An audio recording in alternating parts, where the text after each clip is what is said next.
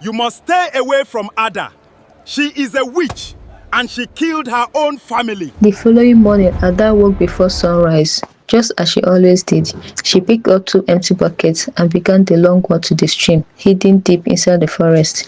Years ago, she had fetched water from the village well, like everyone else. But after the rumor spread, the villagers drove her away. They claimed that if she touched the well, the water would become curse. Rather than argue, Ada quietly accepted the humiliation. The lonely stream became her only source of water. As she bent to fill her bucket, she heard footsteps approaching. At first, fear gripped her heart. She thought it might be another group of villagers coming to mock her. Instead, she saw a young man she had never met before. He was tall, neatly dressed despite the dust from his journey, and carried a small traveling bag over his shoulder. His face was unfamiliar, yet his smile was warm and genuine. "Good morning," he said politely. Ada looked around, wondering if he was speaking to someone else. When she realized he was talking to her, she lowered her eyes. "Good morning," she replied softly. The young man noticed that the buckets were heavy. "Allow me to help you," he offered. Ada immediately shook her head. "No, please don't." He looked confused. "Why not? You don't know who I am." He smiled gently. "You are the lady fetching water." A sad smile crossed Ada's face. "The villagers call me a witch."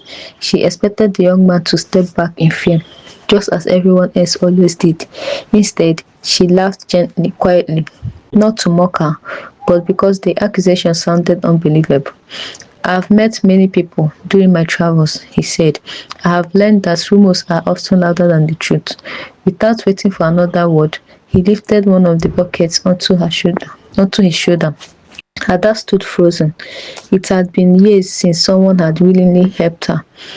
The two walked silently towards her house. As they entered the village, every pair of eyes turned towards them. The whispers began almost immediately. "Who is that young man? Does he know who she is supposed to be? Someone should warn him before it's too late."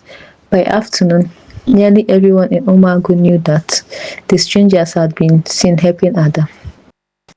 The village elders invited the young man to the square. "My son," one of them began, "we hear you have been spending time with that girl." "Her name is Ada," the young man replied calmly. The elders exchanged uneasy glance. "You must stay away from her." "And why should I do that?" he asked. "She brought death upon her own family." Everyone close to her suffers. The young man remained silent for a moment before asking a question that no one expected. "Which of you saw her kill anyone?" The elders looked at one another. No one answered. "Did anyone witness her using witchcraft?" Again, silence. "So you judge her without proof?" he asked. The elders frowned. "Sometimes proof isn't needed." The young man's expression became serious. "No, sometimes fear simply makes people believe what isn't true." His words angered the elders. From that moment, many of them began to dislike him.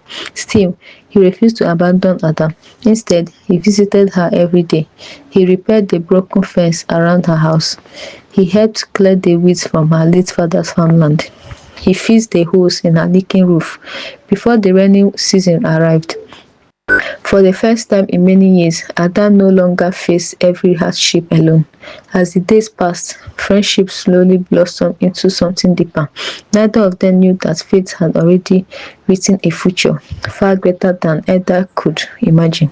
Far away in the royal palace, an aging king was preparing to send out another search party, still hoping to find the son he had lost many years before. And destiny was quietly leading that lost prince towards the truth. Who do you think the lost prince is? Subscribe for the next part.